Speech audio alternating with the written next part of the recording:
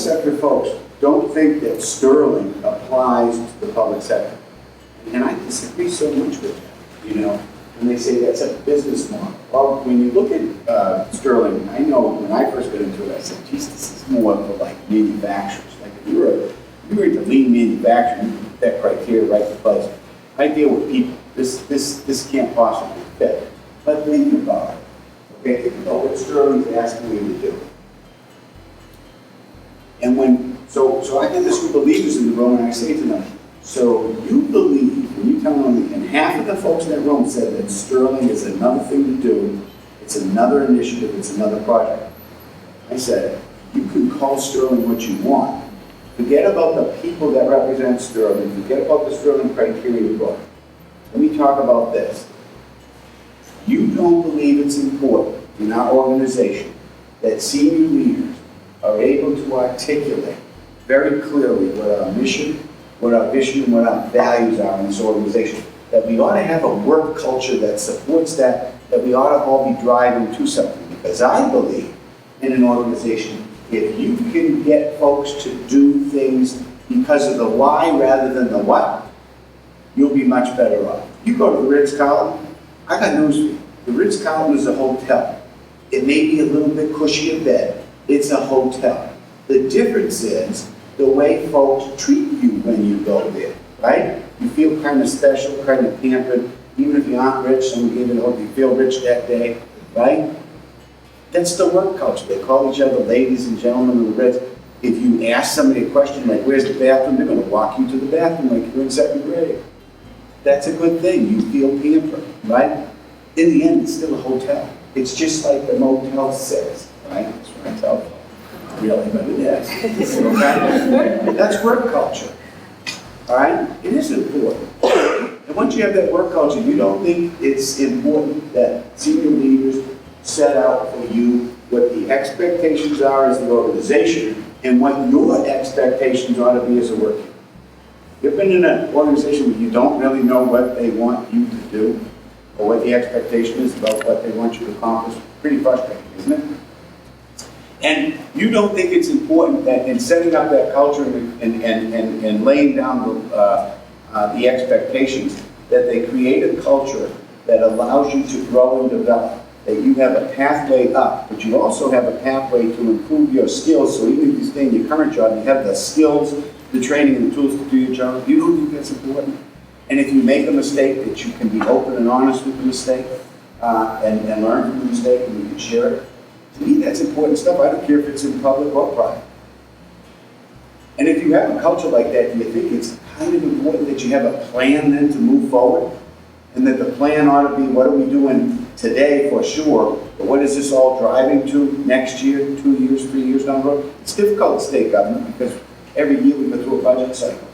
And I hear that all the time. We can't do this in state government because we go through the annual budget cycles. The legislature makes up a budget.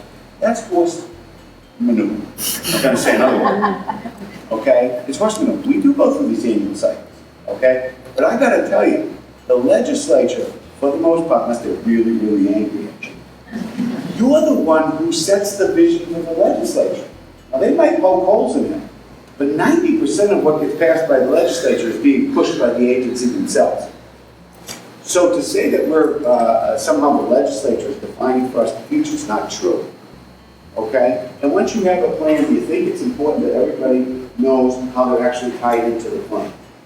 I have a organization that's 15,000 people, and we have like 60,000 contracted employees. Okay? And we have a plan. Do you think it's important, if I'm going to accomplish that plan, that everybody kind of knows what the plan is and what they're supposed to be doing? Even if they don't even understand the big picture, that they understand that they need to be doing something that is contributing to a bigger picture. Because if they don't, we aren't moving anywhere, right? Customers. How many in the public sector, who are your customers? You know how many times I hit my head in the wall on that easy question, right? You go to Target, who are the customers? Customers are the guys that lined up in the parking lot about to charge the store on Black Friday, right? Well, now it's like Gray Thursday, right? Next week it will be like light gray Wednesday. But when you're in the public sector, who are your customers? conversation someday with your staff, because they'll say some really strange things. Some will say legislators are our customer, governors are our customer, taxpayers are our customer, our other workers. You know, we're in a process where we hand off something to the next person, so downstream workers are our customers. And the last people we get to are the actual people that come to the front door and use our services. Are you kidding me? If you're in government, your customers are the end users of your product and services, period. Those are your customers, okay? Is it important that you know what your customers want? Is it important to know what differences they have? Is it important to understand how their expectations sometimes differ from your board of directors and your shareholders? Right? Because in government, let me tell you, there are differences. When we have somebody that comes through the front door and applies for public assistance, they have certain expectations. Their expectations don't always jive with the legislature. And we have to deal with the aftermath. And now sometimes the folks at the front door need to get more realistic expectations. But sometimes we can do things internally to balance that. Remember in category 1 and then category 2, it talks about balancing stakeholder needs. This government has to do that more than anybody. Okay, so you have a mom, I told the story to the tax collector the other day. You have a mom that comes through the front door and she's applying for public assistance. She's in a domestic violence situation where she's running from the husband, so she just left, she has no food, no resources, she has 3 kids, she's pregnant, and tomorrow's Thanksgiving. And we have 30 days to process an application. And you know what I hate? Is when that woman's desperate and she says, can I get help? We say, well, yes, but we have 30 days to process your application. Call me in a couple of weeks. You think we solve that customer's problem?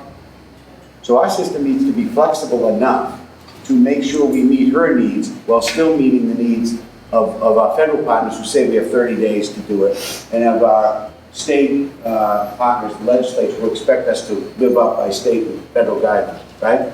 So we changed the way we do business, and we align our standards more to what the customers expected. So instead of saying we have 30 days, we say, well, we now want to approve applications within 10 days, because that's the expectation. When we said that, people almost had a heart attack, because changing culture in an organization is hard, right? But I can tell you our average is about 9.8 days, okay? And our error rate is the same or better than it used to be. We just do, now, do we do the work the same way? That's another thing, right? If I just come in and tell you that you have to go from an average of 30 days to do something to an average of 10, and you got to do it the same way, well, then you should go jump off a bridge, right? But what we challenge you to do is find a way to do this, but do it less. What category is that going to? Category 6. Right? How do you design and manage your processes? So I just changed the expectations and said, these are my expectations. Well, take it back to category 6. How do you redesign your process knowing that that's the expectation? Right? That's how all these things are linked. And then you begin to use the data in category 4 to manage your process. So people who tell me that doesn't work in government either don't know Sterling or I don't know what they're thinking, because it absolutely does. Now, I don't think that every government organization has to go for Sterling Award, but anybody who says that you don't have to have leadership planning, you don't have to know about your customers, you don't need to have good information analysis in category 4, you don't, in my business, guys, you know what the budget Department of Children and Families is? Someone think of it. What do you think about that? And this is not counting the benefits that we put out. Talk about it, Department of Children and Families. 2.7 billion. Huh? 2.7 billion. Close. It's a little bit over $3 billion. $3 billion. That's with a B. Okay, and that's not counting the benefits that we put out. You know, when people get Medicaid or they get TANF or food stamps, that's counted separate of the over $5 million. That's a lot of money. Most of that money is wrapped up in services to folks, and most of the services are provided directly through people. So my number one resource in the department is my people. Because inherently we are in a people helping people business. My second most valuable resource is the technology that we give our people to do their job. And wouldn't it be nice if those two things matched up? I really encourage you, when you go back to really begin to look at what you do, to don't be afraid to make your voice heard in a professional way, to be a positive input into what happens in your organization. Because you can convert, a lot of folks tell me I can't make a difference. I don't believe that.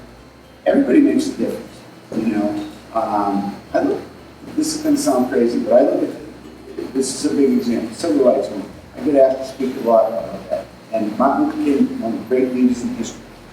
Civil rights did not have the success it had only because of Martin Luther King. It had the success it had because there was millions of ordinary Americans who believed in what Dr. King was saying, who joined him in that fight, and they individually, eventually, collectively made a difference.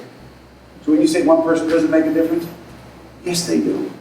Because one person can set the seed, and I like to say we're like used car salesmen, right? We get one convert at a time, and you do make a difference in the workplace. So I encourage you to go back and be a champion in this process, and the criteria that you can make your workplace different.